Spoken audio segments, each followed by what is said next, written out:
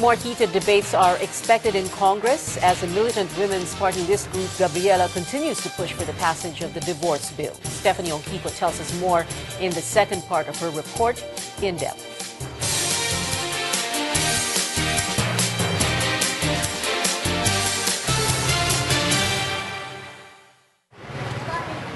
Divorce. Just the sound of it makes most Filipinos cringe.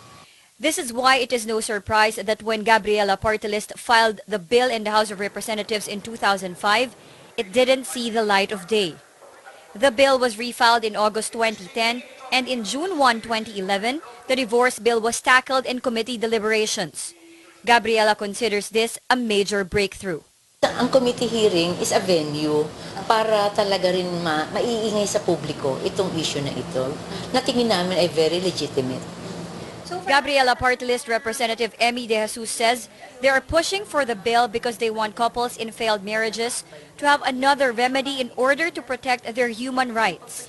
Aside from this, she says existing laws such as annulment, legal separation, and nullification of marriage are not enough to protect these rights.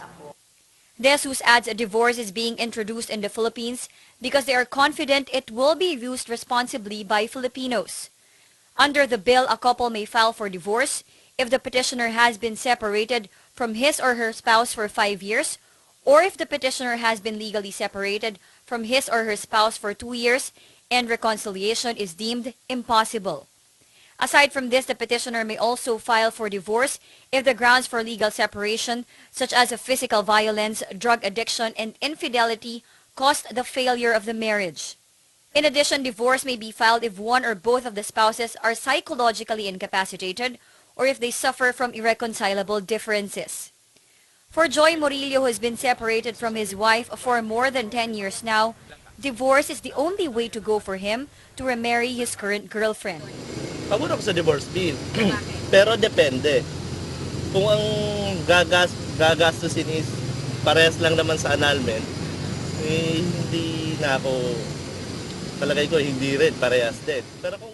While many couples in failed marriages are in favor of passing the divorce bill into law, the Center of Family Ministry in Ateneo de Manila University believes divorce will only result in more broken marriages. CFAM President Father James Gascon says if there would be a divorce law, couples would not anymore try to fix their marriages because there is an option to end it. Dahil may divorce law, ang hina ng natin, ng resilience natin eh. Yung parang jump tayo dun kaagad sa quick fix eh. Gascon says divorce is always not an option. There is a way to preserve the marriage. He adds couples are not the only ones affected by failed marriages. Gascon says a study shows that children from broken families usually have a hard time coping with their parents' breakup, which results in a change in behavior. Inaamin ko na meron yung magandang epekto na may divorce. Pero mas nakakahigit ba yung epektong maganda kaysa sa epektong masama? Yun yung pinaka-importanting tanong eh. Divorce is an issue that is capable of polarizing the country. Debates, therefore, are expected to be heated. Whatever the outcome of the debates will be and the fate of the proposed bill, Filipinos are hoping it will be the best for the country and the family as a basic unit of society. Stephanie Onquico, Solar News. People are now openly talking about divorce as an option out of a failed marriage. The question is, why allow a relationship to come to a tragic end? Tonight we go light. Join us here in the studio is Aiza Tabayoyong. Aiza and her husband are chair couple of the Marriage Preparation Foundation that holds the Discovery Weekend for couples seriously considering marriage. And Aiza is also a relationship consultant for the Love Institute. Hi Aiza, thank you for being here. Hello, good evening. Happy to be here.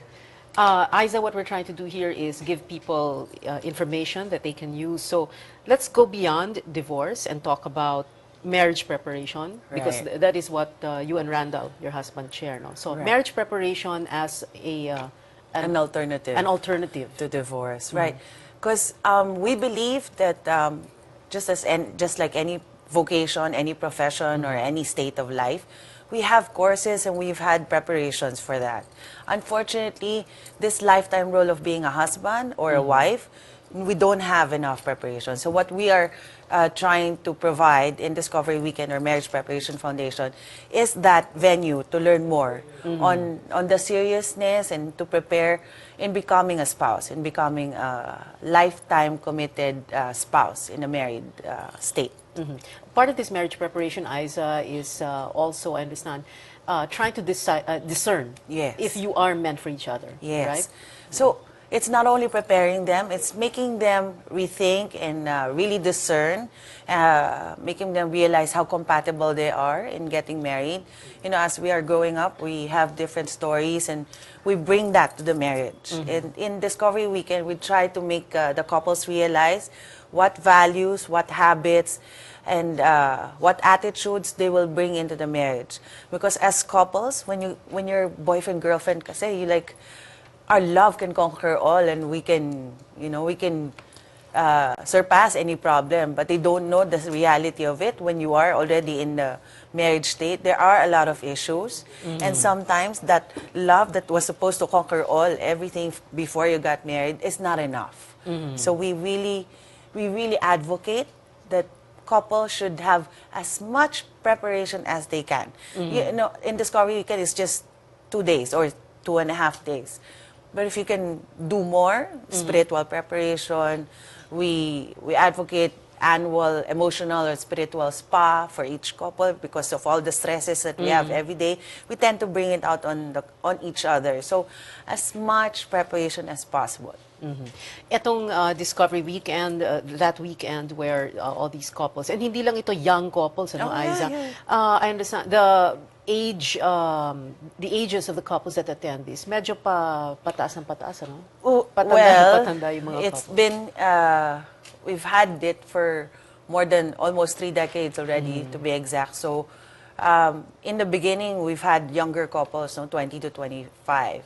Now, there are still young couples, but there are a lot of early 30s already, even those who are on the late 40s, even to second-timers, those who have their initial marriage annulled already and they're retaking with a different partner.